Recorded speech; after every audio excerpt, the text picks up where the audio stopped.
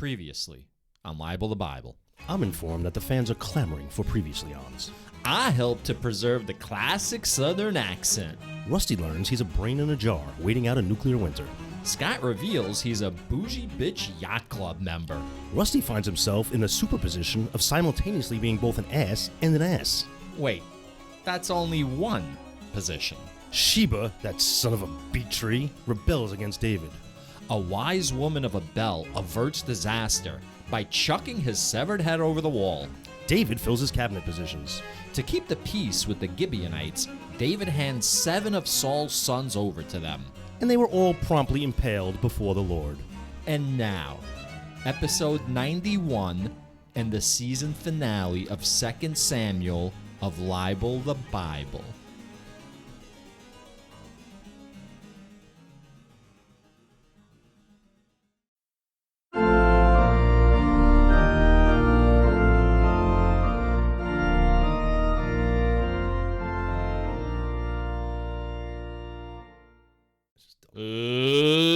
Let's get ready to podcast again. All right. What's up, everybody? Hey, we're on. Yeah, you tricked me. Not so surprisingly of a trick though, because did the whole Ready to Rumble thing, so it wasn't subtle. Do you need me to start over? Because this shit's happening now. You want to start being interesting at this point. Oh, damn. You want to redo? No. I mean, we've been gone for quite some time. People are expecting like an extravaganza at this point. Yeah. I think an explanation is more important than an extravaganza. Well, we can explain, then have an extravaganza. Let's introduce ourselves first, as per tradition. Oh, I don't even have like. You don't have anything prepared? No, It's been like a month. Come on. It's a bear. It's a bear in a fez. I'm Scott, Chimer of the Winds. There you go. I'm rusty. I got a neighbor who has annoying fucking wind chimes, man. Yeah. I haven't mentioned that before. No. Let's talk about wind chimes for an hour. I think you might have said that too the last time I mentioned it. Yeah, so this Russ, Libel the Bible. When last we spoke, we were talking about taking a hiatus, but the hiatus came all too soon. It came early, yeah. Sounds like a problem you often have. So on... I said that sounds like a problem you often have. Coming too soon? Yeah, like the hiatus. You want to start over? Nah, I'm all right. Fucking a month. I'm out of practice. Month and a half people waiting for this shit. I haven't podcasted in quite some time. We should have. They should be like a pre-game thing, like they do before like games. Pre-game. Like prepare, like practice. They practice. They stretch. Throw the They ball warm around, up. Yeah. We could have done that, but we throw ourselves right into it. Yeah, fuck it. So we were planning on taking a hiatus after we have finished 2 Samuel, but I wound up getting COVID on the 25th. So my kid had a birthday party. I knew it was the kid's fault. On his birthday at launch, the trampoline park. Oh, yeah. So we had his birthday party there. No, I've never been there. I don't have kids. But you know it. Yeah. I was like, oh, you don't need to have kids to go there, by the way. Adults can trampoline jump, too. That's weird. Yeah. Well, adults can be weird. Yeah. Especially our listeners. And so I woke up the next day, didn't feel good, but went to work. Felt even worse later that night, that Monday, the 25th of September. And then the next morning I woke up really not feeling good, and I wound up taking a test and testing for the first time. Yeah, welcome to the party, pal. For the first time. Yeah. Thank you. I didn't know there was a term. I was a Novidian. I did not know that either. Novidian. I never had it, and now I popped my COVID cherry. Aren't you upset that crew that had that title kept it from you? Like, you should have been one of them. I'm almost glad, I'm almost glad. I guess. Because those people, they're the people that are still, like, masking up constantly. Listen, I guess if that's what you want to do, that's fine. I can't live my life like that. You see, in New York City, it started surging right around the time you got it. Yeah. Right? It started surging again, and I had to run into Manhattan for something, so I choose the subway every time. And it was so crowded, and I was wearing a jacket that I think I hadn't worn since for a while now. And there was a crisp new mask inside the pocket. I put that shit on the subway, man. Yeah, because that subway car was too fucking crowded, man. Hey, good for you. So haven't worn one before since then either. But no, I hear you on the subway car when it's crowded. There's a lot of dirty-looking motherfuckers on that. Plus, I was going to a COVID's hospital. the least of your worries on a subway car. Plus, I was going to a hospital, which still makes you mask up sometimes. So we were going to do one more episode before I wound up getting COVID. I got COVID the day that we were supposed to record, actually, or the next day. And I texted you and I was like, yeah, I'm not going to be able to make the recording session. I've got COVID. So then that's like a week. I'm out for a week.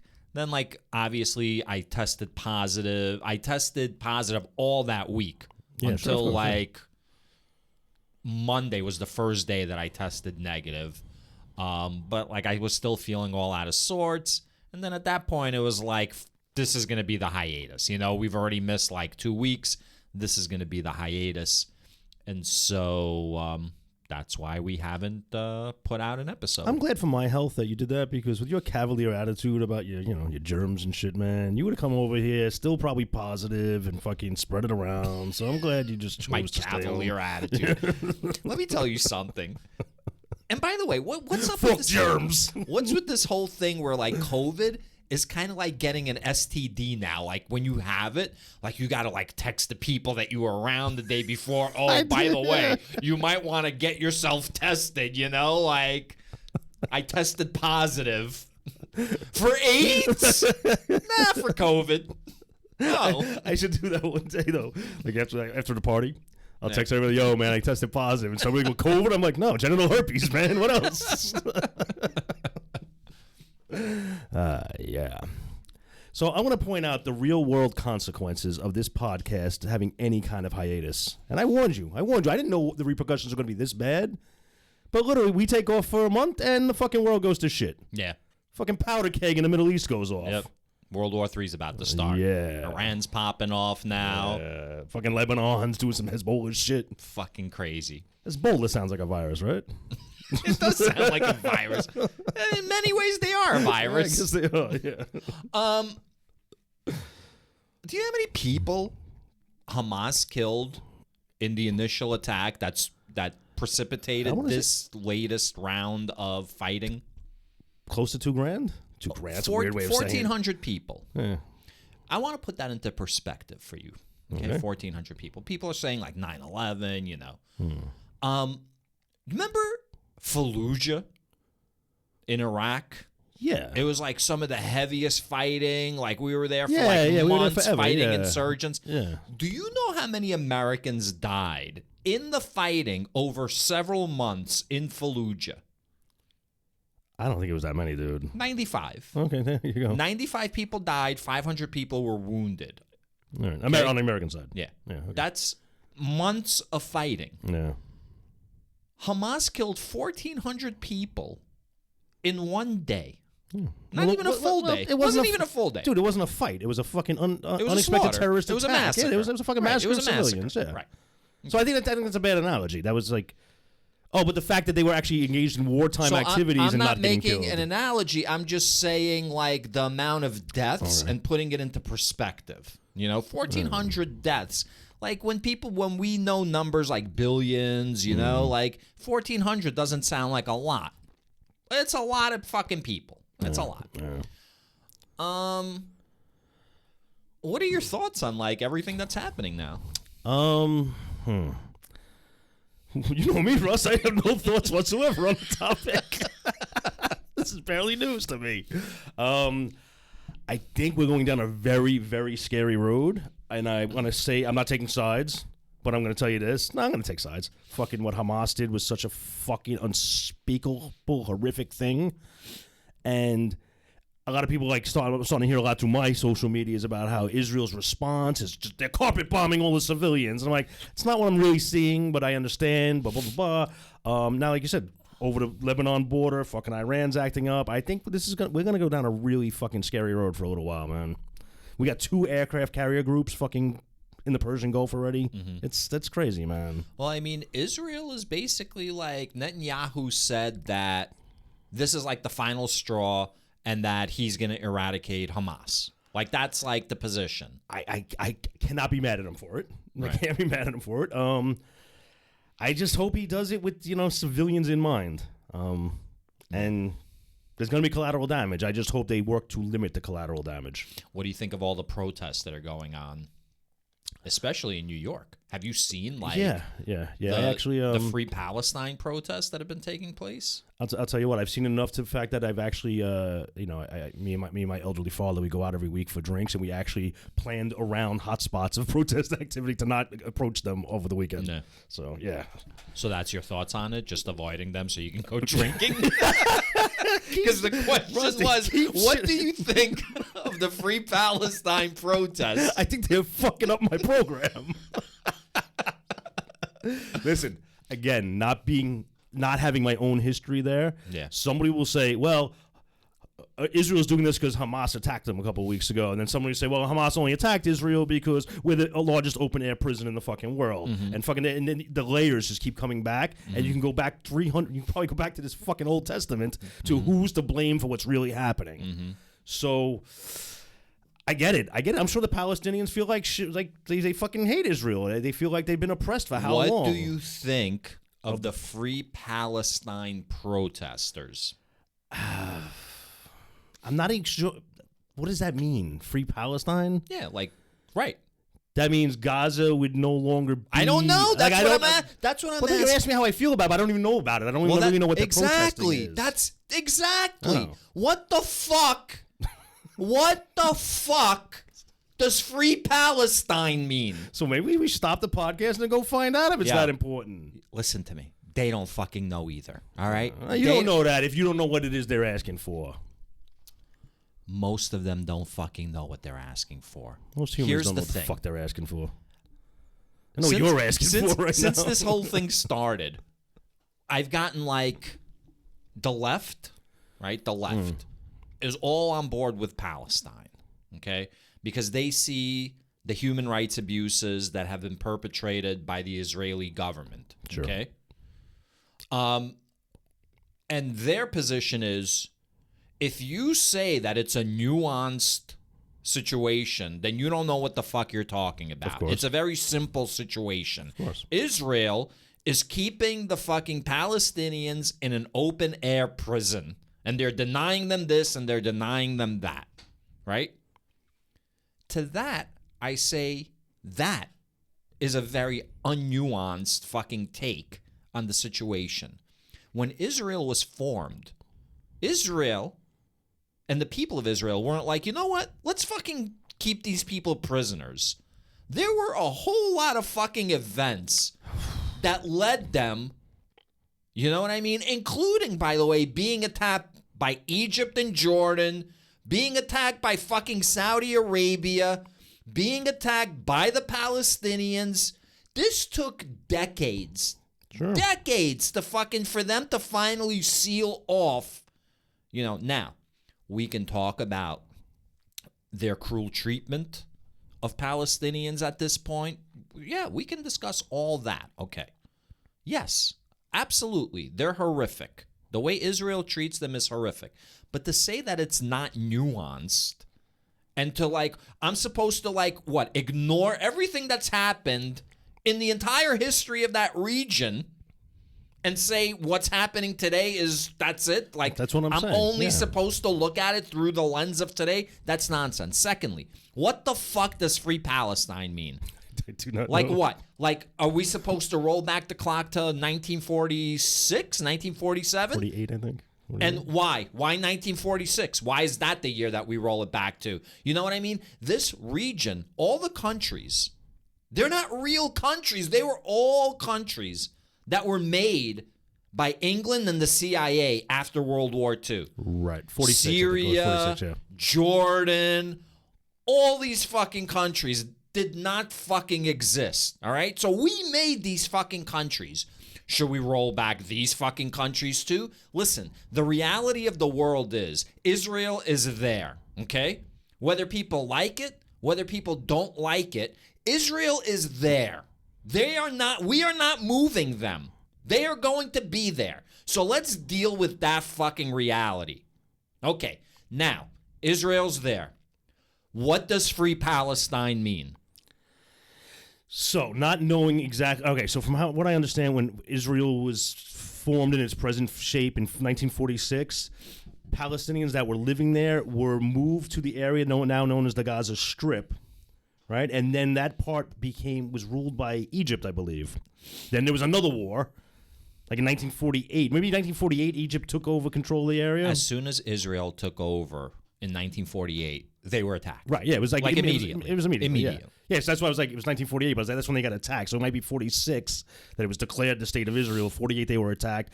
Then maybe that's when Egypt took over the rule of Gaza. And then there was like 6 more fucking like named fucking conflicts and wars since then. And somehow at one point Israel took over Gaza, right? I'm just trying to get the big layman's history. So for some reason, I think that Egyptians sent the Palestinians into Gaza. Like so in other words, Gaza wasn't like, I'm sorry, not Gaza. Palestine was not that populated. And then Egypt like sent Palestinians into there before like the Israelis officially took over like that land. So what's considered Palestine now? Palestine is the West Bank and Gaza. Gaza, okay. All right. And the PLO used to run it. Yeah, that's like Yasser Arafat. Right. That's like long ago. And then Hamas got voted in as a legally elected Only in the Gaza Strip. The West Bank is run by still by the Palestinian Authority. The Palestinian Authority, thank you. So that's the West Bank. Right, okay. Which is weirdly on the east side. Yeah, that fucks me. Why is the Gaza Because it's Strip the West not Bank of the fucking river. The Gaza should be the West Bank. The West Bank should be Gaza. And West Bank's more like a strip than Gaza is. Gaza's like a Gaza's rectangle. It's Gaza's like a strip. Yeah, the right, West Bank is more like an egg. All right. So free Palestine would mean uniting them two? Like with a rainbow over Israel to connect them? Like how would you connect them at this point? I really don't. Like, listen, I understand. The sentiment behind free Palestine is the people are living in horrific conditions and we want to see their conditions improve, okay? That's really the sentiment. But to reduce it to free Palestine is such a stupid. It's like this shows you how stupid dumb people are. Like how like lack of depth of thought people really want to engage in. Like someone hears something, overhears something in their group. And you're like, yeah, free Palestine. Right. And then, like, that's it. Like, all thought. And then if you try to argue against it, like, you're shunned. You know what I mean? People do not really want to fucking really think hard and say, you know what? Sometimes situations are so fucking complex and complicated that a dumb fucking slogan just doesn't do. And, like, they need to understand why some people get offended when they're fucking marching with free Palestine signs after 1,400 people have been fucking slaughtered, basically. Like slaughtered. And there's no fucking acknowledgement of that. Yeah. And if you take population differences between the United States and Israel, wouldn't it be like 29 11s happened on that day? Like, if you just go, like, percentage of the people? It's a large percentage it's a lot of the more population, than, yeah. So, yeah, once again, Israel had it worse than we did. Yeah. I just wish people would have more nuanced conversations about it. I guess it comes. I just wish people were smarter than they are. I had a conversation. This is many years ago. It was along civil rights, like between blacks and whites, though. I think right here in America. I forgot what we were talking about. And I suggested something like that. Can we stop with the marching and the protesting? Like, let's sit down and talk. Like, and then someone said to me, no, there's no time to talk. We don't have time to figure this out logically and intelligently while people are still dying. The dying has to stop immediately. Then we can come to the table and talk shit out. So what does that look like? How do you stop the shit and come to the table and talk and figure it the fuck out? Right. Like, they don't realize what they're doing is just leading to more, like, dying. Like hard, protesting, that's all good and well, and, like, the country was built on it, you know? But people, like, got to talk in order to, like, work out solutions. Like, it's not just about protesting. Talks go on. Yeah, so let's start a war. And then you take over, and then you enact your laws. Well, I got to tell you, do you remember Red Dawn? No, I don't remember Red Dawn. Not the movie, man, when it actually happened, man, that documentary. Oh, okay. And they were trying to explain why it happened. It was like the downed Air Force fighter pilot, and he was like, I don't know. Maybe people just forgot what it was like. Two biggest kids on the block. Eventually, they're gonna fight. Fucking like it's gonna happen anyway. So part of me, when this shit happened, not the horrific attack, don't take this out of context. Part of me was like, you know what? Now it's time to have the war that's been brewing under the fucking surface for so long. Right. Maybe it's time to fucking have this war. Right. Unfortunately. Right. Because I'm also afraid you shove the UN in between both sides, push them to the sides again, and that's just gonna brew and brew and brew for another 300, 400 fucking years. Yeah. More than that. Yeah. 3,000, 2,000. No, I mean, eventually we're all going to kill ourselves anyway, so it doesn't matter. By the way, let me ask you this. Everybody's like, everybody. Israel, like the way like the people in the Gaza Strip, they don't have water, they don't have this, they don't have that. Number one, they're self-governed. They voted in Hamas. Hamas is their government, okay? Yes. Then people are like, well, Hamas hasn't held elections in 18 years. Really? A terrorist organization that got voted in, like, didn't fucking hold elections after they got voted in? Really? Can't imagine. You know what I mean? It's like, shut the fuck up, you dummy. Secondly, all right, so now... What was the first? The first was that fucking we established that anyone who argues that fucking Hamas hasn't had an election, and you can't blame the people of fucking Gaza for voting them in because they haven't had elections in 18 years. It's just a stupid fucking... They voted in the fucking Taliban, and then they're like, oh, our girls can't go to school anymore. So I'm gonna stop you for a second for this first bullet point. I remember when Hamas got elected and fucking America went up in fucking arms. All America talked about was Palestinians or the guy West Bank, whatever. They have to have Democrat elections if they're going to get any respect. So they had a Democratic election. Yeah. And Hamas won, from what I understand, in not a rigged election. Yeah. The people were tired of the status quo, whatever. They voted in Hamas. Yeah. And America went up in arms like, motherfuckers, you just said you wanted a democratically elected government. Now you got it. Now we can fast forward 18 years. There hasn't been another election, but right. But how could they have known? How could they have known? All right. Do you know Hamas's founding documents call for the eradication of the state of Israel? Like, I did not know they had founding documents. What's that? I didn't know they had founding documents. Yeah. I believe you. I don't know my country's founding documents. It's like, what's that? I don't know my country's founding documents. Think I know what these fucking assholes are doing? So, the eradication of Israel. So the eradication of Israel they call for. So that's one. Two. Israel supplies them with like water and like some power, and it's very limited. And people are like, the fucking Israeli government. And it's like, okay, yes, in a vacuum. Yes. In a vacuum. That is fucked up. Okay? But Gaza is a sovereign fucking state. Why isn't Hamas busy building fucking like water plants and this and that? Secondly, to that, point two to that second point, after fucking 18 years of fucking Hamas rule, do you know who else borders Gaza? Egypt. Egypt borders Gaza. Yep. Egypt is a Muslim country. How come Egypt isn't fucking helping fucking Gaza? No one talks about that. Yeah, they left that door closed for a long time on the before crossing or whatever it's called. By the way, they don't let fucking Palestinians into Egypt. They do not. It was said even recently that we're not letting them in. Like, we'll open the gate, throw some foods in, and then we're closing the gate again. All right? So, let's get some things straight. I just want to lay everything on the table before we move forward. One, the way Israel treats Palestinians is fucked up. No denying that. Yes. No denying that Israel bombs fucking buildings that have, like, residents in them. There is no denying that. There's no denying that there's racism coming from the Israeli government towards the Palestinians. There's no denying that there's racism from Israeli citizens coming towards Palestinians. None of that is deniable. Now, you reverse the roles. Palestinians are in charge. Israelis are fucking the second-class citizens. All right. None of that changes. None of that metric changes. Okay? All right. Palestinians are just as fucking racist towards fucking Jews. Okay? Palestinians would do the exact same thing, Maybe even fucking worse if they were fucking in charge. All right? So let's get that fucking straight. Wait. What are you basing that off of?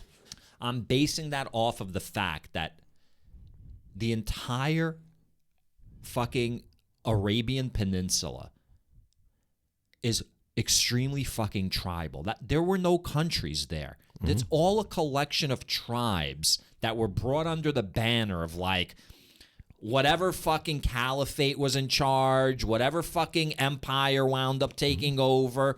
But at its heart, they're all fucking tribes, and they're all fucking tribal. And this tribe fucking hates that tribe because that tribe interprets this section of the Quran like this instead of like that. And so the Arabian Peninsula is basically 1,000 tribes that all fucking hate each other, that if they had the chance would all fucking wipe each other off the face of the fucking earth, all right? Israel, as fucked up as it is almost as close to our Western values as you can get in that fucking region, okay? Here's another thing that fucking cracks me up. These fucking Brooklyn fucking assholes that are like, free Palestine. Why? So you and your gay boyfriend can go there and get beheaded once fucking Palestine is established? You understand what I'm saying? Like, these people, like gay people, people with any kind of alternative lifestyle, like an atheist, like anyone who is not a devout Muslim, what the fuck do you think your life would be under Palestinian rule, you dumb fuck? That's fine. Just because we're saying free Palestine doesn't mean we're going to go live there after it's free. But they should have the right to be free. And I have the right not to go there because I don't want my gay ass beheaded. You're arguing for a fucking government that's oppressive and authoritarian and not democratic. Let's just turn the mirror back to America for a second. Go ahead. You've got plenty of white Americans cheering on a government that wants nothing to do with them and won't do shit for them. So it's just people in general just fucking idiots, man. Yeah, people are idiots. Yeah. No, I don't disagree. And you know what? You don't even have Let's to vote in some billionaires because they care about us. Right. Billionaires. Yeah. He really knows the people. And by the way, the idiots, they're not just in the South. Believe it or not, there's some up here too. No, I'm just saying. By the way, your voice, you're within earshot of some of them. I was talking to Amy the other night about, I was flipping through channels and like some congressman came on and he was like doing like a Southern accent, you know. You doing a rusty? I was just like, I can't take it seriously. And I was like, you know what? If we were like living in 1940, yes, like, you know, a Southern accent, they were like, I can't think of a single intellectual with a Southern accent today. So now all right? Name one intellectual with a Southern accent. You can't. That politician. You can name more women physicists than Southern intellectuals, all right? That's where we're at. That politician at his secret KKK meeting right now is like, have you heard Libel the Bible? That northern Jew trying to take our accents. Yeah. First our guns, then our accents. Yeah. Russ, man, the world's fucked up. Yeah. Well, and you know what's bothering me? And the rhetoric's already started immediately. You know, the only reason Israel can survive is because of we're propping them up. Yeah. Which is true. Yes. Because they're a democracy. Of course. In an area that we need, I'm not we saying need we Israel shouldn't. to keep control. Yeah. On a pragmatic level. What happens if now this? Oh God, man! People listen to the whole show, not just about what I'm about to say. What if somehow Israel could be removed from the picture? And I don't mean the extermination. Like somehow we just kind of maybe pick them up and give them like a nice Israel somewhere and see what actually happens to the region if the Israelites weren't there. But they don't want it. They don't want that. No, I'm not talking about what anybody wants. I'm talking about just like a thought experiment. Like what would happen if the Israelites weren't exterminated? They just got up and moved and said, it's all yours. Do what you want. Either the Syrians or the Saudis, probably the Saudis. All right, they got a lot of money. They would fucking like move the fucking Palestinians out so that they can take control of like Jerusalem and like all those holy like places. So you don't think peace would settle over the land? It would be peaceful because Saudi Arabia would take over, and then they'd fucking subjugate like whoever's on that land. All the tribes. Very peacefully. Except for the people that oppose them. By the way, do you know about this thing that they're building in Saudi Arabia? Like that city that they're building? It's like the kilometer high fucking... Yeah, it's like a really narrow, like long... Oh, that one. Yes, fucking... yes. It's amazing. They've made like a tremendous amount of progress on that. It's amazing how much money these people have. And fucking authoritarian fucking rule. Like when you could just like unilaterally just make decisions as one fucking... I was watching some white YouTuber... Like, hi, I'm in China. Like some city, I don't know. You know what's crazy about China? I realized during COVID... Like, even what we think is like a Wuhan, like, that must be an ass-backwards town. It's a bigger city than New York. There's more people in Wuhan than in New York City. Yeah, they have, like, the most, like, cities with, like, 20 million people or insane. something. So the guy's like, I'm getting on a train, and you can feel it. It moves. Then it feels like you're flying. It's a maglev train. It does 270 fucking miles an hour. He's like, I got to the airport in 8 minutes. A car ride would have been like 55 minutes. And I'm like, yeah, when you have all this money, even though you're not a capitalist society, and you don't have to follow any rules, of course you can build shit like this. The perfect rule is a benevolent dictator. Sure. Because they don't have to deal with Marjorie Taylor Greens and fucking Jim Jordans and like, you know what I mean? Like, they don't have to deal with that bullshit. I love when people want to talk about how dysfunctional foreign governments are. I'm like, who's the Speaker of the House? Like, just a picture of an empty chair. It's fucking You heard McCarthy blame the Democrats for for the whole thing, basically? McCarthy? I'm sorry. Someone else did. I know. I heard it. Yeah. You blame them for, like, voting at, like... It was someone from the South. It was probably that guy that I was flipping through channels. That's probably what he was saying. It's like, these Democrats, blah, blah, blah. Fucking idiots. Idiots. How dare they not vote for, McCarthy? So has anything good happened in the last month since you've been gone?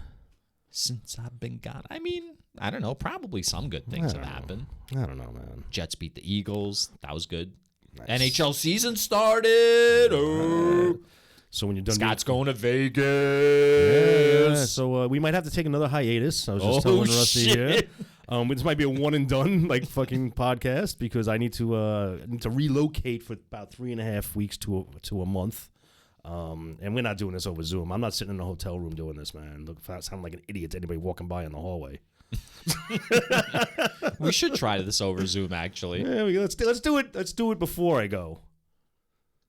Okay. So let's not try it while I'm in the hotel. Why? I don't know. I guess we could. No, let's work out the technical. You think? Wait, no, let's do work you out. think hooking up a microphone to your laptop and having a conversation over Zoom is the weirdest thing that's ever happened in that hotel room in Vegas? Yeah, that's right. I mean, come on. God. It's Vegas. Oh, my God. Even the furniture I'll be sitting on has got much worse things done to it than... Don't bring a black light. So, yeah. So Scott's going to go to Vegas. I'm going to Vegas. For how long? 3.5 to 4 weeks. So he's going to be there for 3.5 to 4 weeks. And, we're going to have to figure out, we're not making any promises, but, you might have to enjoy this recording until Scott comes back. Dude, man, what happens in the month I'm gone? Like, the world, gets even worse, man. I think we really need to consider the fucking implications of Libel to Bible being off the air for a month. And look what happened. I'm just asking questions here, Russ. You're not wrong. One thing happened. The other thing happened. They could be related. You're not wrong. One of our listeners left a comment on YouTube. So I had posted... Wait. I'm going to stop you for a second. Yeah. Did you hear what Rusty said? One of our fucking listeners left a comment. So I had posted on social media letting people know that we're going to be recording again, that we were on break. We'll be discussing why, this, that, and that, we'll be posting something on Monday night. And then one of our listeners left a comment on YouTube talking about, you see, you guys went off the air, you went on hiatus, and all shit fucking broke loose in fucking the Middle East. Start spreading that word. So people know. Yeah. People know. Well, yeah, smart people they know. Yeah, smart people. Right. He's probably not from the South. It's outside of Chicago, baby. You know who didn't leave a comment? Who? Iodine. Oh, have we lost her? I don't know. Who cares? I care. Why? Why not, man? Let me tell you when I have something. so little to cling Why to. would we have lost her? There's no reason. We were perfectly respectful to that fucking bitch. Okay, listen, man. What? Just no, That fucking southern bitch. Stop it. Stop it. All right. Alleged. This is what I waited a month Alleged for. bitch. This is what Alleged by me. This is what I waited a month for. So I was expecting when you came in and we were going to record again tonight that like it'd be like I'd be running in, the lights would be going off, the trumpets going off, like hey, we're recording. Like I just sold a high-end vacuum to some sucker over the phone, so I'm getting high fives and everything. But I was so tired, man. Like I didn't come with the energy I was hoping to come with because it's been a rough, stressful week, and all just preparing to move to another state. Well, you're not moving. I feel like I don't, let's just put it this way: I'm buying a one-way ticket with the expectation that I'll be back in 3.5 to 4 weeks. Okay. So you're buying a one-way ticket. One-way ticket. Damn, son. Yo, you know who buys one-way tickets with cash? Terrorists. Yo, you and heard there about? is a big event coming up in Vegas. Yes, there is. Some redneck shit going on that you seem to be into all of a sudden. That's not redneck. We're talking about F1. Formula One F1 is racing? the last, is as far from rednecky as you can get. It's like elite. All rich people are in F1. I bet you do a lot of rednecks watch it though. No, they watch stock cars. They right? watch The stock cars? NASCAR and shit Okay. like that, yeah. F1's the big like Indy 500 cars. The big ones, yes. Nice. It's called open wheel racing. Okay, why is it an open wheel? Because the wheels are like on like these long like axles that stick outside the fucking car, and you're like in a cigar shape, like the body of the car is like cigar shape. It's like pole position or something. The video game pole position. I don't know. The car. Yeah, right. It's F1. You can like look it up on your phone. I'm working the fucking thing. I should learn something about it. So yeah, I'll let you know how that goes. So they pull like 3 Gs consistently going through corners. Like I was watching a race this past weekend, and like they'll show you like the point of view of the driver, and they have like a steering wheel, and it's like this high tech like fucking crazy steering wheel with all these buttons because Like they Knight can do Rider all and these shit. different fucking things. It's cooler than Knight Rider. Knight Rider was cool because the car could talk, you know what I mean? But even after a while, you'd probably get like super annoyed, like with the car constantly like talking to you. You know what I mean? No. So I was watching it, and they were showing like from the inside the cockpit, and they were showing how many G's the driver was fucking pulling, like going through like high speed corners. So the cars are like super low to the ground, so you'll even see them sparking because like the bottom of the car, it suctions to the ground. Nice. To fucking allow like these like Stick turns. to the road, man. It's gotta They stick. say like physically an F1 car could go upside down like in a tunnel. Like if it's going fast enough, like it would stick to the fucking roof of the tunnel if you could get it up there. Yeah, I want to see that in fucking action, man. Prove that shit. That's what they say. Elon Musk could probably build a tunnel that can do that. On a quantum level, though, like it wouldn't even be there. You already won the race. Go home. You loser. All right, so I mean, Scott's going to Vegas. We might have to take another hiatus. We'll try maybe some Zoom. I'll take like the microphone, and then you take a microphone. We'll plug it into the USBs. I'll look up like how to do it on Zoom, and we'll see what's what. Yeah, I am not dragging this mic. If it works out, like I'll buy a microphone while I'm in Vegas. Probably, I'm not gonna hold this shit. Don't take the whole arm. Just take the microphone. Oh, the mic in the USB cord. And put it in a stand. You've got like a little stand. Yeah, I could do something. Yeah. Put in the ice bucket next to the microwave, next to the mini fridge in the hotel room. What are we here to do, by the way? I don't Yeah, know, we're doing man. 2 Samuel. You want to get the 2 Samuel? You want to I wish we would bring tell your us low that. energy? Nah, let's bring some energy, man. You want to bring some energy? David's song of Thanksgiving. 2 Samuel 22. David's song of Thanksgiving. Is this the first time that Thanksgiving has been mentioned, Scott? Is this the origin of Thanksgiving?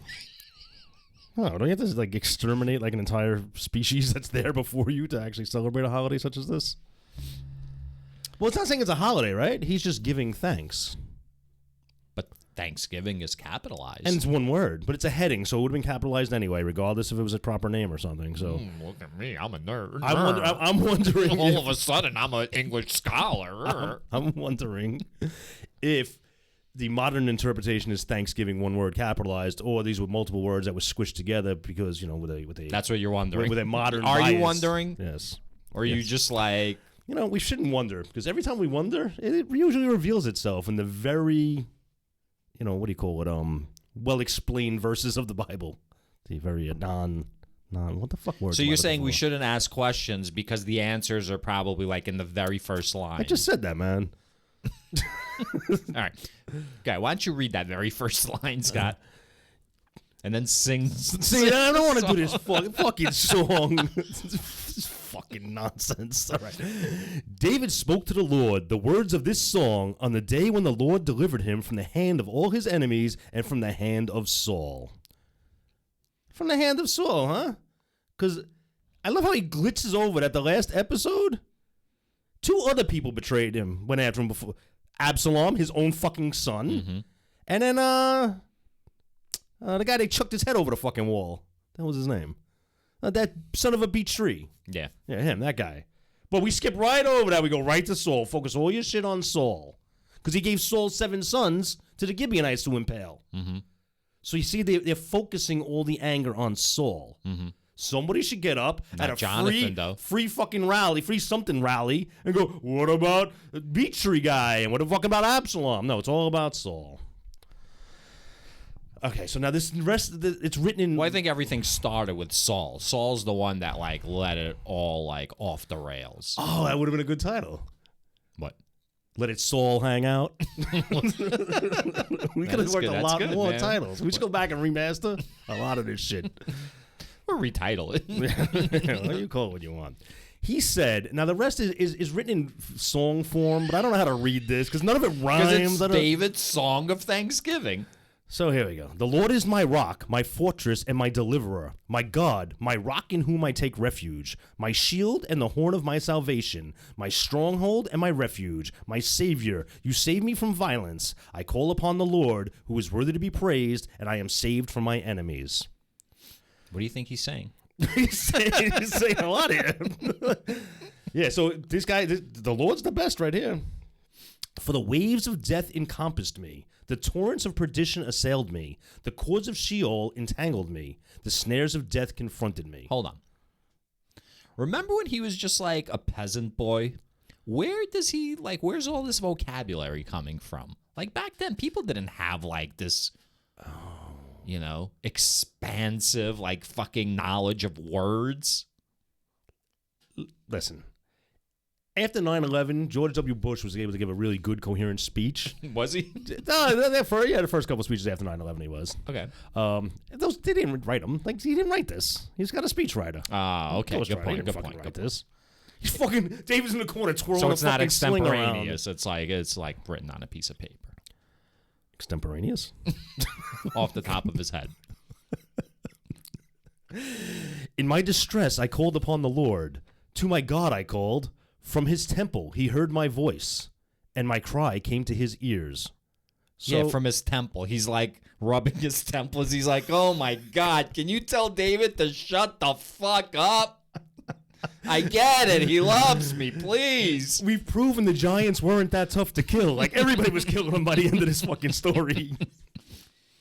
So from his temple, he heard my voice. Is this the first saying that God's in a place? Well, he's in a place. He has the temple, where the ark is. Remember, they constructed the whole fucking temple. The tabernacle. Yeah. So God's in there chilling, and he hears David singing the song? I think this is more metaphorical. All right. Maybe not, though. I don't know. It's the Bible, so anything's possible. Talking donkeys. All right. So he called upon the Lord in his distress. Then the earth reeled and rocked. The foundations of the heavens trembled and reeled because he was angry. The entire globe, or just where David was? The earth, because so it's lowercase e. So it's just the earth where David is. I find a lot of times when I see earth written and they mean the planet, they don't capitalize it. And I don't like that shit. No, they capitalize it if they mean the whole planet. Maybe it's just my bad writing. I get mad at myself. I don't know. The moon should be capitalized. Moon, M. The name of our moon is the moon. It should be, isn't it Luna? Well, it's Luna, then we're Terra. Is that really our names? No, it's the moon. Capitals. Okay. All capitals. If M, you scream it. capital M, capital O, capital O, capital M. Yeah. By the way, did you see scientists underestimated the age of the moon? They added 50,000 years to it, which doesn't seem like anything in the scale of like billions. So of the years. moon's a lady. The moon's been lying about its age this whole time, and I understand. You got to do that. It's older. That's fucked up, Scott. That's misogynistic, man. Then I the would Earth. never. No, she felt she needed to lie because she couldn't get any good jobs if they found out how old she really was. Yeah, it's pointing out misogyny. Pointing out misogyny doesn't make me the misogynist. Mm-hmm. Pointing out racism doesn't make me the racist. No. Just saying the N-word constantly. Wow. No, Scott doesn't say the N-word. Then the earth reeled and rocked. Constantly. The foundations of the heavens trembled and reeled because he was angry. Smoke went up from his nostrils and devouring fire from his mouth. Glowing coals flamed forth from him. It's like a dragon. It sounds like images of Satan, actually. Yeah. Well, that's like a childhood's end. Do you remember Childhood's End? David Gilmour? Pink Floyd song? Well, that is a Pink Floyd song, but the title is taken from an Arthur C. Clarke right. I'm not familiar with the story, though. No. novella. It's really cool. You should fucking read it. But Probably have it here somewhere. so these aliens come to Earth. Yeah. And they start like giving people directions, and the whole thing, long story short, it's going to be like the next evolution of human society. They're helping people. They help people fucking like technologically, this, that, and like generations pass, but the aliens don't reveal themselves. And finally the aliens do reveal themselves. Whoa. And they look like Giving it they look like the devil. Like they look like the devil, and like that's where shit. like the ancient tales like came from, like this and that. And then it turns out that like they are going to save the children because the adults are not ready for like the next phase of evolution. And then they take the children, and then like Yeah, I read a Dean Koontz book that was similar to that. Like God and the devil made a pact, and they allowed like the youngins to survive with a few adults just to look over them. yeah, But they basically like the adults. You had your chance. right. It's pretty cool. But the sad part was like these aliens, they were just like stewards for societies that were ready to like evolve, whereas they themselves never fucking like moved on. They were just like stuck in like a limbo of like That is kind of sad. helping people, but never themselves like moving on. And they look devilish, so they probably weren't talked well about in the future. Right. Like any civilization they helped, they probably like Satan today is. Right. Yeah, that's the whole point I think you're trying to make here, right? It's That's very much right. like that story. Exactly. He bowed the heavens and came down. Thick darkness was under his feet. The fucking cloud again, remember? The fucking cloud descending with the flames. Wash your feet, bro. Yeah. He rode on a cherub and flew. All right, now this is getting corny. He rode on a cherub. You know what cherubs are, right? Yes, the fat They're babies. Those fat babies with wings. What? Well, wait. So is he small on a cherub, or is he like big, like God, like riding on a cherub? Like, Do you think the cherub is like sweating bullets, turning bright red? It's like, Yahweh, you gotta get off. And he just like crash lands, and Yahweh just kind of steps off him. is he sitting on the cherub like he rode on a cherub, or is he riding on a cherub the way you would like a sled in the Iditarod? Like you tie, like you rein a cherub, Okay, and the yeah. cherub like pulls you, and you're like skiing behind them, Yeah, okay, maybe. Skiing through the air. like a Maybe. team of cherubs like pulling God. Or maybe he's surfing them, like he's standing on top of them. This is probably the best part of this whole book right now. Did he need the cherub to fly? Is that why he gave the cherubs wings? Because he can't fly? Yeah, interesting questions. What does God need with a cherub? That's weird. That's how Captain Kirk figured out that wasn't God he was dealing with in that movie. Because the God was like, can I use my starship to spread my spirit throughout the galaxy? And Jim Kirk was like, excuse me, what's God need with a starship? And that's when the whole fucking thing fell apart from that fucking fake God. That sounds like atheist propaganda right there. Yeah. He rode on a cherub and flew. He was seen upon the wings of the wind. He made darkness around him a canopy, thick clouds, a gathering of water. Out of the brightness before him, coals of fire flamed forth. The Lord thundered from heaven. The Most High uttered his voice. He sent out arrows and scattered them, lightning and routed them. Then the channels of the sea were seen. The foundations of the world were laid bare. At the rebuke of the Lord, at the blast of the breath of his nostrils. What's he recounting here? It's like a song he's making, because he said, I reached out to you in my time of despair. Yeah, but none of this and happened. This is what happened. And if it did happen, how come it wasn't included in this book? Like, this was a much more interesting story Yeah, than like, what I want to see happened. this. Yeah. Yo, if David would have like, yo, check this out. God, and this all would have happened, this would have been fucking amazing. So immediately after the fucking thing happened, he wrote a song not telling the truth. Right. Like, this is all bullshit. Yeah. But on another take, could this be his spaceship coming down? It's being described in very much the same way. Mm-hmm. Or could it just be an asteroid hitting? He reached from on high. He took me. He drew me out of mighty waters. He delivered me from my strong enemy, from those who hated me, for they were too mighty for me.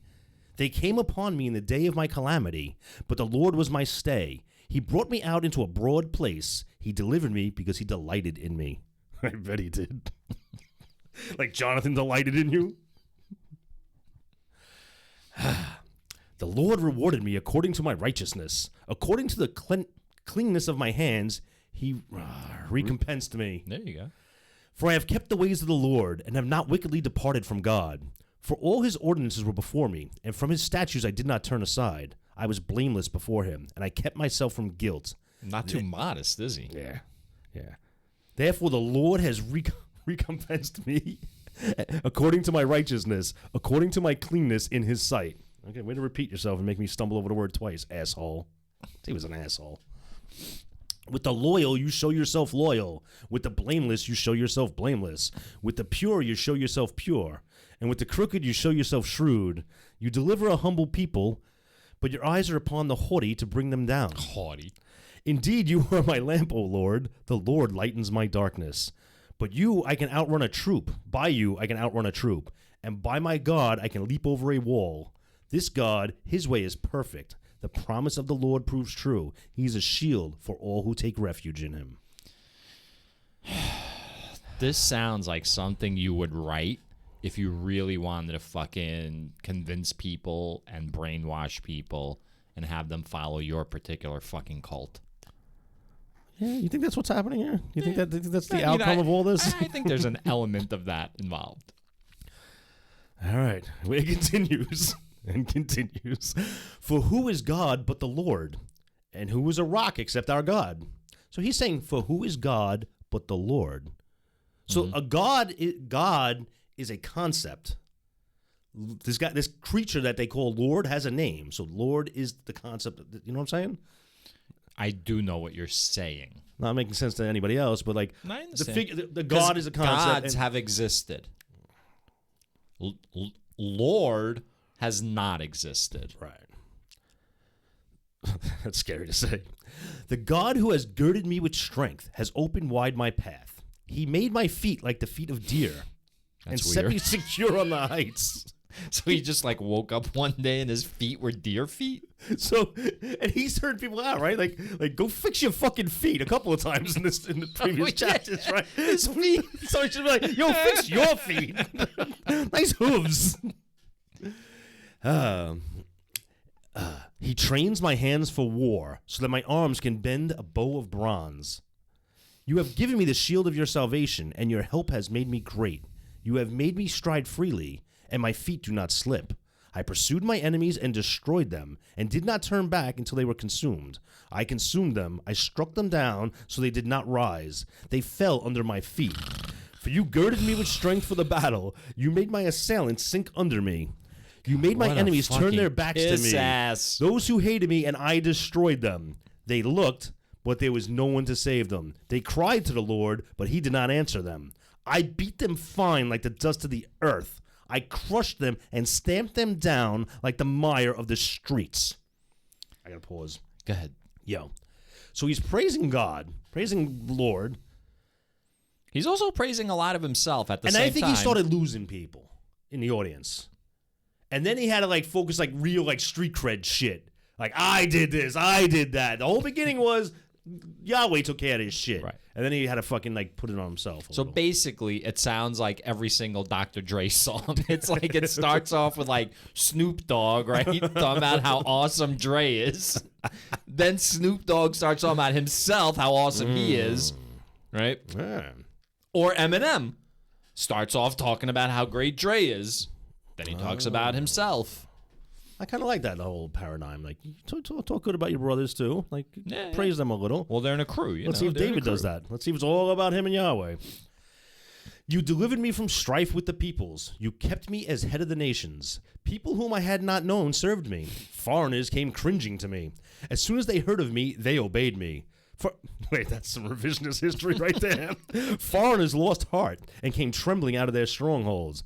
The Lord lives. Blessed be my rock, and exalted be my God, the rock of my salvation, the God who gave me vengeance and brought down peoples under me, who brought me out from my enemies. You exalted me above my adversaries. You delivered me from the violence. For this I will extol you, O Lord, among the nations, and sing praises to your name. He is a tower of salvation for his king. Is a tower of salvation for his king, and shows steadfast love to his anointed, to David and his descendants forever. So here's the thing. End of chapter. So David thinks that Yahweh's like on his side still. But I think all of this has befallen him because like God is not on his side. God's like fucking with him at this point. It's like a cat fucking with a mouse. It's just like batting it around. It's not killing it, you know? And the mouse thinking like, oh, is this some kind of game? Well, you know, obviously the mouse doesn't think it's a fucking game, but David thinks it's a fucking, like, God's on his side. He ain't. And I got to tell you, David didn't seem like the greatest statistician, like fucking genius. No, he's a hothead. He was always getting fucking advice from people. Yeah. They were telling him not to do shit his way. Yeah. And he sent other people to do shit. Like, a lot of people did a lot of work for him. And he's not mentioning any of them. Yeah. A lot of people in the fucking audience are probably not too happy with him right here. It's like there's like a player for the New York Jets. He tore his ACL last year. And today, he fucking tweeted, 1 year ago today, I tore my ACL. He's like one of the best like running backs in the league, and he's having like a really good year. So he's like, a year ago, I tore my ACL. He's like, and because of God, blah, blah, blah. I'm like, really? Because of God? Like, was God in the fucking operating room? Like, was God there, like, while you were doing physio? Like, maybe you should be thanking, like, the doctors, the nurses, the fucking physical therapists. You know what I mean? Yeah. At least acknowledge them and give them some praise. You can still say ultimately it was God, but at least call them out too, man. Yeah. So that guy and David, both big pieces of shit for that. What's his name? Call him out, man. Let's not let fucking people go anymore, man. What's his name? Nah, man. Okay, great fucking running back for the Jets who a year ago broke his fucking knee. Shut up, man. Ain't gonna be hard to dox his ass. All right.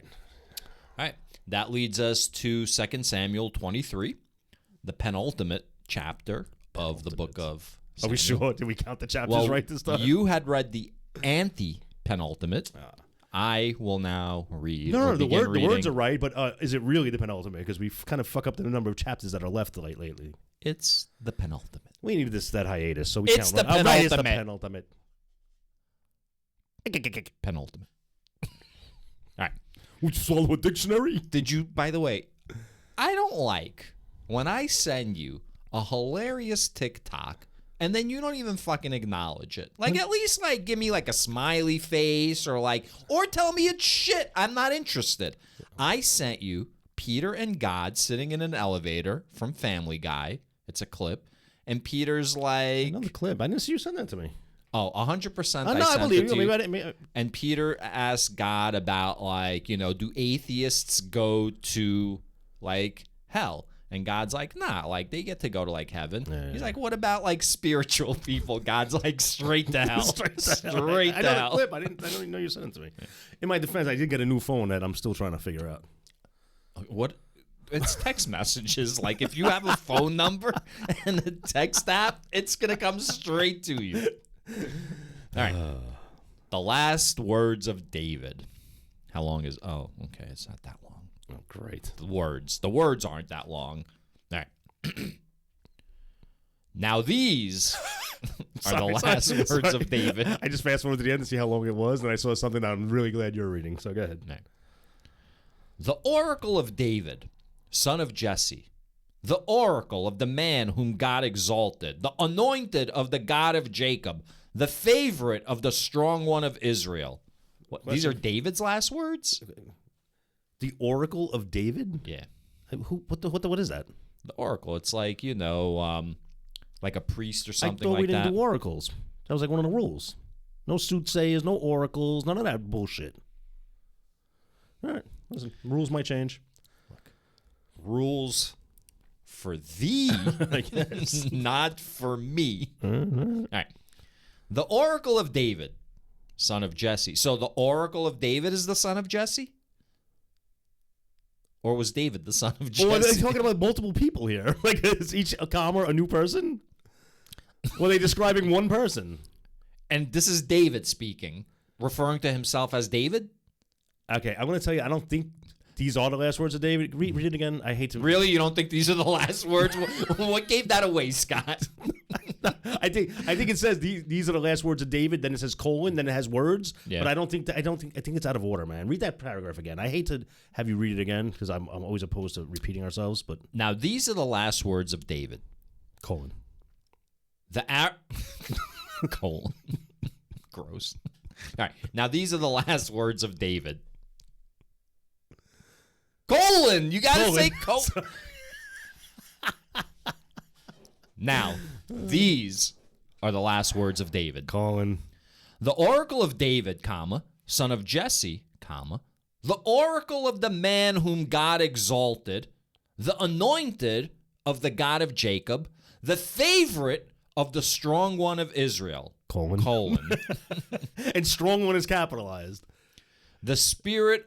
Okay, so maybe this is someone introducing him. This is like David Buffer, He's like, let's get ready to rumble out of the red corner. Okay, you're right. This is an oracle. Somebody's speaking for him, Right. or God speaking. Okay, Right. fair enough. He's like that guy in the history of the world that's introducing Caesar, remember? He's like the mighty exalted. The master of disaster, the king of sting. Right. All right. So now these are the last words of David. All right. The Spirit of the Lord speaks through me. His word is upon my tongue. I'll bet that's not the only thing that's upon his tongue. The God of Israel has spoken. The rock of Israel has said to me. Who the fuck is that? Colon. One who rules over people justly, ruling in the fear of God, is like the light of morning, like the sun rising on a cloudless morning, gleaming from the rain on the grassy land. Can I stop you? Sure. So now, is this David saying it, or is an oracle working for David saying all that? This is David. Because he says the Spirit of the Lord speaks through me. That's like the definition of an oracle, right? God speaks through you. No. Isn't that an oracle? No. Damn it. An oracle's like Merlin. Remember Merlin? Oh, bullshit. Merlin was like an oracle to King Arthur. Yeah, right. They called him a wizard. Yeah. But really, like, it's the same thing. It's like a guy who's got like a magic ball and like he can like see the future or whatever, Why do wizard wear them stupid hats, man? Because it gives away the fact that you're a wizard. Yeah. Like, if some antics go down, they're going to look at you. Well, if you ever saw the movie Excalibur, have you seen It was a Excalibur? long time You know ago, Patrick though. Stewart's in that, right? I'll have to watch it again then. So Merlin doesn't have like a wizard hat. He's got like a cool, like his head's like shaved and he's got like a cool, like kind of like metal, like thing on his head. I don't remember. All right. The God of Israel has spoken, blah, blah, blah. So he's saying God has spoken through me, Yeah, right. and he's told me about what being a great leader is. So if you rule justly, like, that's like the best thing. Your orgasms will be super strong if you're like a good leader. Great. Shooting ropes. Is not my house like this with God? For he has made with me an everlasting covenant, ordered in all things and secure. Will he not cause to prosper all my help and my desire? But the godless are like thorns that are thrown away, for they cannot be picked up with the hand. To touch them, one uses an iron bar or the shaft of a spear, and they are entirely consumed in fire on the spot. Fuck this guy. Okay, yeah, fuck this guy is right. Yeah, fuck this Go back piece to of fucking shit. line 6. But the godless, and it has a footnote, and the footnote is worthless. But the godless are all like thorns that are thrown away, for they cannot be picked up with the hand. To touch them, one uses an iron bar or the shaft of a spear, and they are entirely consumed in fire on the spot. He sounds like Hamas. You said it. You can no longer, I think it was you, I'm no longer going to cater to a fucking ideology that wants me dead. Yeah. He's saying atheists are fucking worthless and should be burned on the spot. Yeah. You can't deal with atheists, he's saying. They're pieces of shit. So you know what? Don't even touch them. So don't even fucking bring any of your fucking religious bullshit to me. Any of yous. Any of it. Had it. Because if you believe this book, you believe I'm worthless and I should burn on the spot. Yeah. Well, not this part. Oh, not this fucking spot. Well, you don't know God's plan. It's very complicated. All right, we'll see if something contradicts this later on. David's mighty men. Boom, boom, boom. I was pounding on my chest. I don't know if you can hear that on the microphone. Because that's what mighty men do. They pound on their chest. I would if I was a mighty man. All right. 2 Samuel 23, verse 8. These are the names. Now I see. These are the names of the warriors whom David had. Colon. Josheb Bashabeth,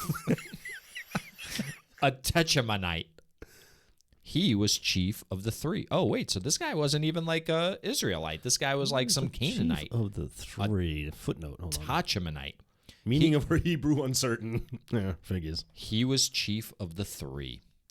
He wielded his spear against 800 whom he killed at one time. I called bullshit on that. These are like fucking rap songs.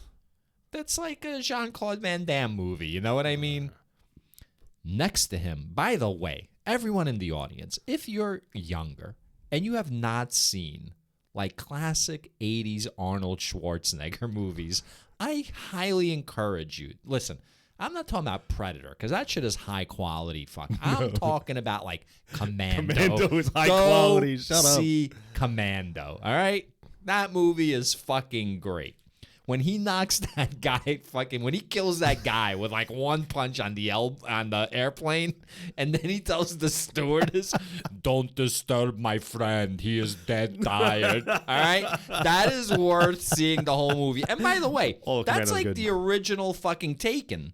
You know the Liam Neeson Taken whole fucking thing. His daughter. That's Taken. His daughter gets kidnapped, Milano. And he that's right, Alyssa Milano, and the whole movie is him fucking killing everybody to get to his daughter. No, listen, man. A much better scene than that was when he threw the fucking pipe through the guy. It went through him into like a steam pipe. Yeah. And steam came out of the guy through the pipe. He's like, let off some steam. Oh, man. That's great. Speaking of planes, did you hear about like that fucking guy that was riding in the jump seat in the cockpit, the off-duty Alaskan Airlines pilot? And he decided he was going to reach up and pull the fire suppression knobs to kill the engines? Mm-hmm. Crazy. Yeah. He was looking to commit suicide and take down the whole plane and kill everybody. And did you hear what happened to JFK today? No. People were getting off a JetBlue plane. Oh, yes. And I apparently saw. there's some Did you heavy-ass see weight. it? Yeah. And the plane rocked back and went back on its tail. Yeah. And then they had people like, spread out, everybody. Yeah. Interesting. Good. I like 2 Samuel 23, verse 9. Next to him among the three warriors was Eliezer, son of Dodo, son of Ahohi. He was with David when they defied the Philistines who were gathered there for battle. The Israelites withdrew, but he stood his ground. He struck down the Philistines until his arm grew weary, though his hand clung to the sword. The Lord brought about a great victory that day. Then the people came back to him, but only to strip the dead. So this is not happening now. They're like recounting the shit that's happened, right? Which leads the question, why didn't they just fucking tell us as it was happening? Right, yeah. And what do you mean strip the dead? These necrophiliacs? What the fuck are these guys doing? Because they're taking, you know why they strip the dead. Yeah. Why? To finger bang them, man. Come on. Next to him was Shammah, son of Agi, the Hararite. The Philistines gathered together at Lehi, where there was a plot of ground full of lentils, and the army fled from the Philistines. But he took his stand in the middle of the plot, defended it, and killed the Philistines. And the Lord brought about a great victory. There's not many good stories about the fucking Philistines, man.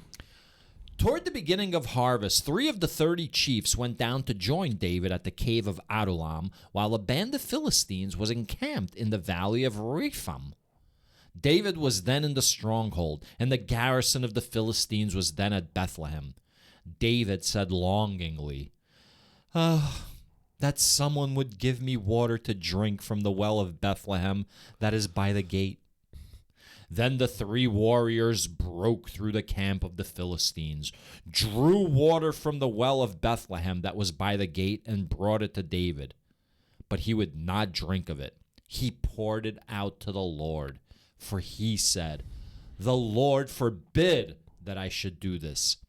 Can I drink the blood of the men who went at the risk of their lives? Therefore he would not drink it. The 3 warriors did these things. Time out.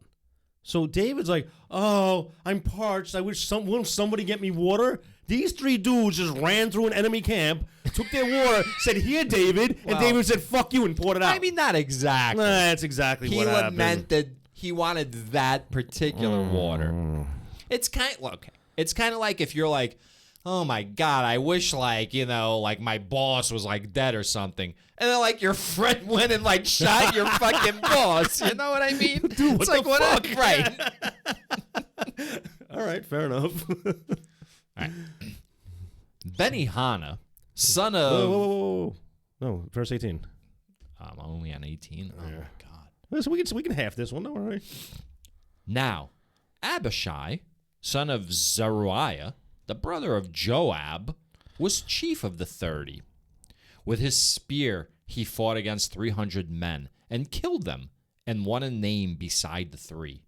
He was the most renowned of the 30, and became their commander, but he did not attain to the 3. I don't understand. First of all, I don't understand why, like you said, why are these stories being told now? We already heard David's last word, and then we're hearing him speak some more. Not for nothing, but it seems like they're brushing over a lot of atrocities is what I'm fucking seeing. I'm seeing a lot of and these are his warriors, and then they're going through all of these war crimes that they've committed, these massacres of fucking people. They just fumbling through the page. Nah, we don't need to read this plot. No, we'll skip this section. It's like at the end of a car commercial where they read through the shit real fast. Warranty doesn't apply.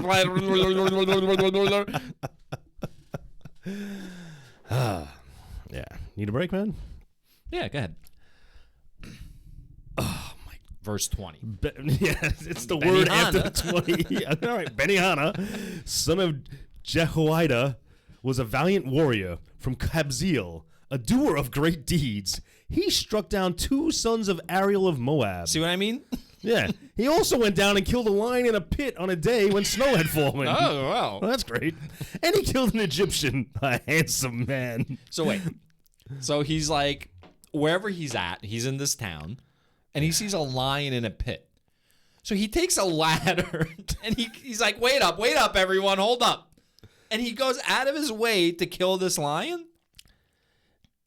When snow had fallen, maybe it was the lion that Samson killed, and he's taking credit for it. It was probably already dead. It was at the bottom of a fucking pit. How tough could the lion be at that point? Probably fell 4 days ago. It's emaciated, got broken ribs and shit. You know what happens when you fall in a pit. I do know what happens when you fall in a pit. And he killed an Egyptian, a handsome man. I just got a text from my wife saying, kid coined the term, quote, dump hole. My Kid? son. Yeah, my kid. I think you said kid from Knight Rider. Kid coined the term dump hole. Is he referring to a My person? little angel. And then, like, hard eyes. This is what I have to deal with at home. Isn't that why you come here to deal with this man? To put that shit on hold just for a little while? He is a fucking performer. All right. All right. And he killed an Egyptian, a handsome man. The Egyptian had a spear in his hand, but Benihana went against him with a staff, snatched the spear out of the Egyptian's hand, and killed him with his own spear. Nice. Oh, shit. Beat down a cop with his own billy club and didn't run afterwards. What's that from? House Party, when he gets thrown in jail. He's like, what are you in here for? Such were the things Benihana, son of Jehoiada, did and won a name beside the three warriors. It doesn't seem that impressive. The other ones killed like hundreds and hundreds of people. He just killed like a few people and a lion, and he gets to stand beside the three? Yeah, and he said he struck down 2 sons of Ariel of Moab. They don't say that sons were like 5 and 7. Yeah, they were like really super young. He was renowned among the 30, but he did not attain to the 3. And David put him in charge of his bodyguard. What is this did not attain to the 3 shit? Is this like Anakin being assigned to the council but not given the term of the title of master? Like Sure. they'll say, look, I did all these things. Why am I not one of the mighty 3? Well, what's weird is they say they won a name beside the 3 warriors, but did not attain to the 3. So it's kind of like the 3 are like above everyone else. They're like the goats, you know what I mean? It's like Muhammad Ali, Mike Tyson, and like Joe Frazier. And everyone else, like Larry Holmes, like they're really good. Like, you know, we still know their names, but they're not like there. Butterbean. Like Mount Rushmore. Butterbean. They're not on Mount Rushmore. Who? What? Butterbean. Butterbean. He was You a just big like him fat because you white look guy. like Butterbean. Hey. Not true. Right. My weight control measures are paying off. All right, if you say so. Among the 30 were Ashashel, brother of Joab, Elhanan, son of Dodo of Bethlehem. You know that Dodo was the first like creature like officially killed off by mankind's actions? Now you know. What a dodo that bird was. Shema of Harad, Elika of Harad, Heliz the Paltite, Ira, son of Ikesh of Tekoa, Abiezer of Anathoth, Mebonai It's great the because the whole this Hushalite- the rest What of this the is fuck just is this? names, guys. Zaman the Ahalite, Maharai of Netophath, Helib, son of Banah of Netophath, Ittai, I'm not even trying at this point. Ittai, son of Rabai, of Gibeah, of the Benjamites, blah, blah, blah, blah, Benia blah, of blah, blah, blah, blah, blah. Parathon, Hiddai of the Wadis of Gash. What is it? Of the Wadis of Gash. So they're just naming Abby like Ammon, the 30. Oh. So we don't have to go through them, right? We don't. And then at the last line is 37 in all. they're like Scott. So they're called the 30, but there's 37 of His them. maths ain't too good. Yeah, well, Alright, 30 was so- different back then. Yeah. All right. Lots of So names. that gets us to Samuel 24. And this is the last chapter. Before we go on well-earned hiatus. And by the way, the next book is called Kings. Oh, First Kings. Because apparently there's more than one book of Kings. So First Kings. All right. David's census of Israel and Judah. Again, the anger of the Lord was kindled against Israel. Wait a minute. I thought we heard his last fucking words. Now he's going to say, oh, wait, I got more to say. Let's do a census. What do you mean? When someone says David's last words, that means he's dead. Unless we got muted somehow. No, I think it's kind of like his last speech, his last official like speech to the people. Well, maybe it's his last words on that matter. We'll speak no more of that shit. That's all I got to say about that shit. Mic drop, all that stuff. God, sorry. Again, the anger of the Lord was kindled against Israel. Again. And he's like me. Oh, great. You're upset again? Oh, look. Well, we did He's say... in a pissy mood. I didn't say on the previous one, but remember, we realized you were God. Did we? We did. Well, I'm glad you acknowledged it. Oh, yeah, that's right. Again, the anger of the Lord was kindled against Israel, and he incited David against them, saying, "Go count the people of Israel and Judah." So the king said to, oh my God, that's terrible. That's like when you're playing poker and you're looking at someone's chip stack. Yeah. And you know you're going to take them down. Like you're going to make a big bet. You're like, how many chips you got left?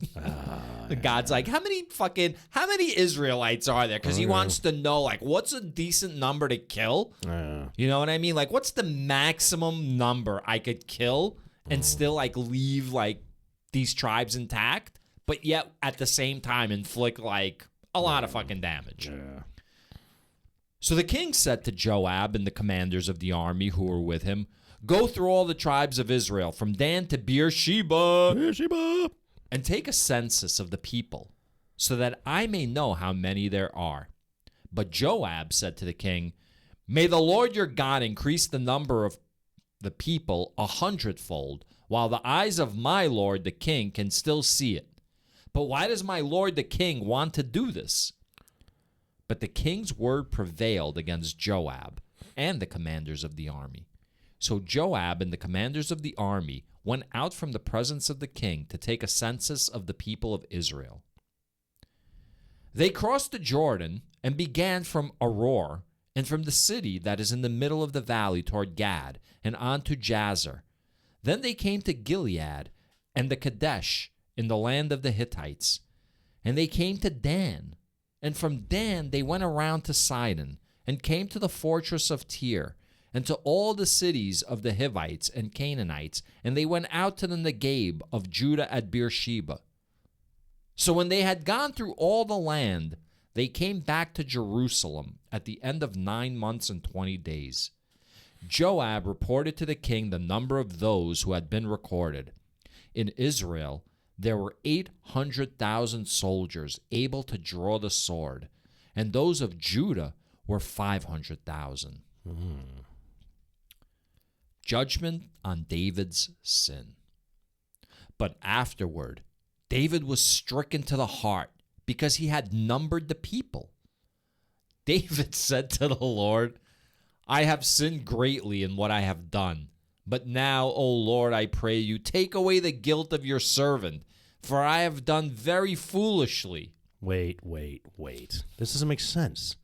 This chapter began, again, the anger of the Lord was kindled against Israel, and he incited David against them, saying, "Go count the people of Israel and Judah." Yeah. God told him to do this. He did. All right, just wanted to make sure I didn't hear it wrong. Go ahead. Sorry. Remember when Pharaoh, right? Pharaoh's brother? All this horrible shit was happening, right? Any rational person would have told fucking Moses and Aaron, "Take your people and get the fuck out," you know? But the Lord hardened Pharaoh's heart, right? So, like, same thing. This is like, he's using people as fucking meat puppets. But it doesn't make sense. Like, to play it out. Why? Now, if God was like, "Yo, David, why'd you do that?" And he could be like, "Oh, I'm sorry, I was guilty of it." But why is David feeling guilty? He's doing God's bidding. Why would he feel guilty at this point? I'm sure it's going to reveal itself. Maybe God wiped his memory. All right. Maybe David's a fucking idiot. When David rose in the morning, the word of the Lord came to the prophet Gad, David's seer, saying, "Go and say to David, 'Thus says the Lord, 3 things I offer you. Choose one of them, and I will do it to you.'" Okay.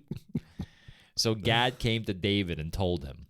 He asked him, "Shall 7 years of famine come to you on your land?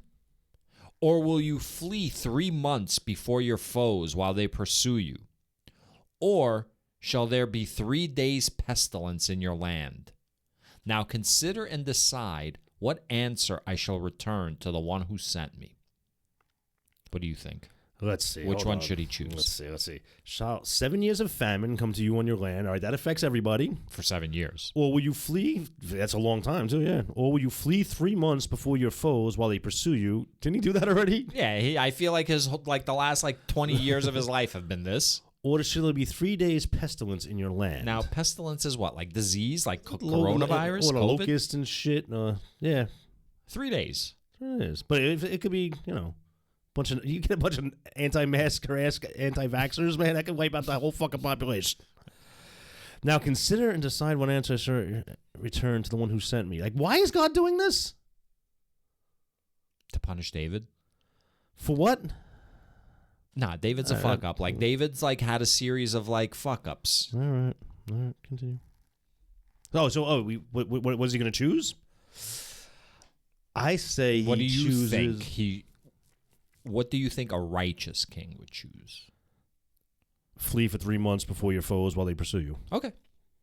Make it so it's just about you, not about all your people. All right. What do you think he's going to choose, though? I think he's going to choose the worst, right? 7 years. The famine. Yeah, all right, let's find out. Then David said to Gad, I am in great distress. Let us fall into the hand of the Lord, for his mercy is great. But let me not fall into human hands. So he's not going to be pursued. Or he's going to be pursued but not get caught. We'll see. Hey, read on, man. We'll read on. So the Lord sent the pestilence on Israel from that morning until... What? Why? I don't understand. Why the pestilence? I don't know how that equals the pestilence. I am in great distress. Let us fall into the hand... Is he saying let God make the decision? Yeah, maybe. Okay. So the Lord sent the pestilence on Israel from that morning until the appointed time. You choose. Yeah. And 70,000 of the people died from Dan to Beersheba. But when the angel stretched out his hand toward Jerusalem to destroy it, the Lord relented concerning the evil and said to the angel who was bringing destruction among the people, It is enough. Now stay your hand. The angel of the Lord was standing by the threshing floor of Araunah the Jebusite. David looked up and saw the angel of the Lord standing between earth and heaven, and in his hand a drawn sword stretched out over Jerusalem. Then David and the elders, clothed in sackcloth, fell on their faces. When David saw the angel who was destroying the people, he said to the Lord, I alone have sinned, and I, the shepherd, have done evil. But these sheep, what have they done? Let your hand, I pray, be against me and against my father's house. Fuck him. Fuck this David fucking character. His statue should be torn down before any Southern fucking Confederate general's fucking statue gets torn down. This guy's a piece of shit. He had the opportunity to fucking go on the lam for 3 months, and this shit wouldn't have happened. Now that it's happening, now he's putting on a show in front of everybody who's dying. Oh my God, that David's so great. He's throwing his life out there. He could have made this choice before. He chose not to. What a scumbag. Yeah, scumbag is right. God, Scott, finish us off. David's altar on the threshing floor. 2 Samuel, what? 2 Samuel 24. Verse 18. I forgot how this works. Verse 18. That day Gad came to David and said to him, Go up and erect an altar to the Lord on the threshing floor of Araunah the Jebusite. Following Gad's instructions, David went up as the Lord had commanded. When pronounce that, man. By the 20. When Araunah looked down, he saw the king and his servants coming toward him. And Araunah went out and prostrated himself before the king with his face to the ground. Araunah said, Why has my lord the king come to his servant? David said, To buy the threshing floor from you in order to build an altar to the Lord, so that the plague may be averted from the people.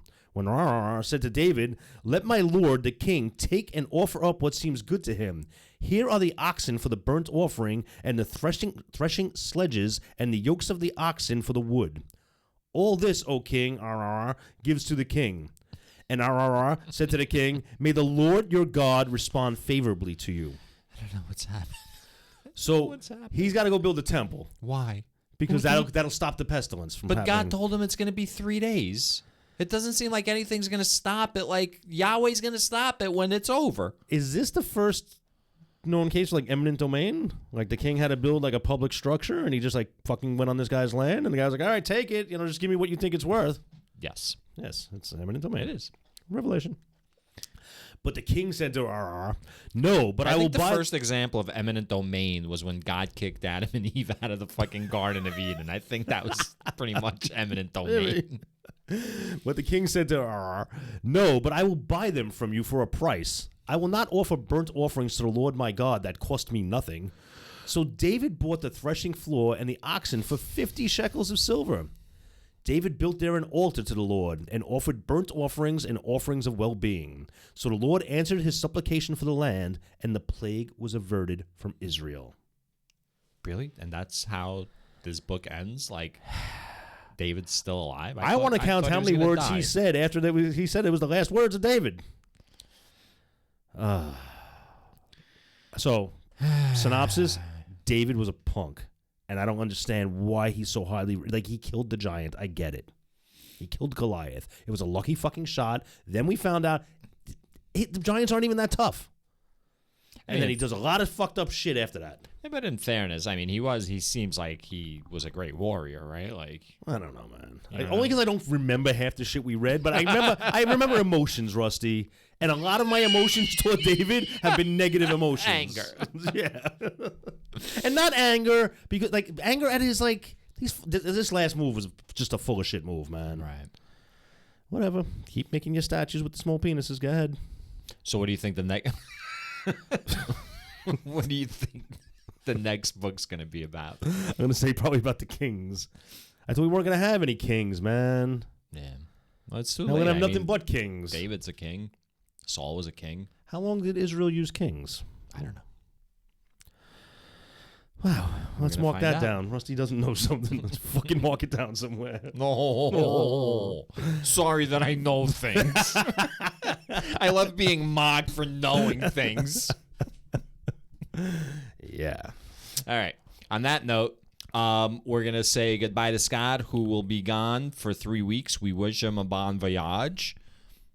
That's a weird way of saying voyage. What's with that look? Like you were like deer in headlights. You we wish Scott goodbye, like you're going to continue on without me. Well, Yeah, the thought has definitely entered my mind.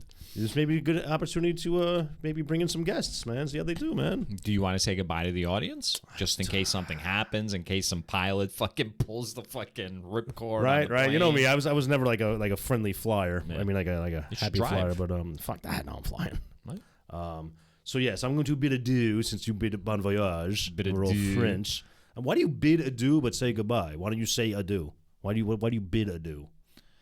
These are the kinds of questions I'm going to ponder in the 3 weeks that you're gone, Scott. So I'm going to Erica Badu to you. No. All right, and wish everybody. This is probably going to be the last episode for another month again. You know the song Ms. Jackson by Outkast. That's about Erica Badu and her mom. I did not know that. Because Andre 3000 and Erica Badu have like a kid together. I did not know so that. Ms. Jackson is to Erica Badu's mom. Wait a minute. You mean Erica Badu might not be her real name? I think Ms. Jackson is not the mom's real name. It's like to keep us in the dark about who they're really talking about. Yes. All right. I see what. All right. We'll see you guys later. All right. Peace.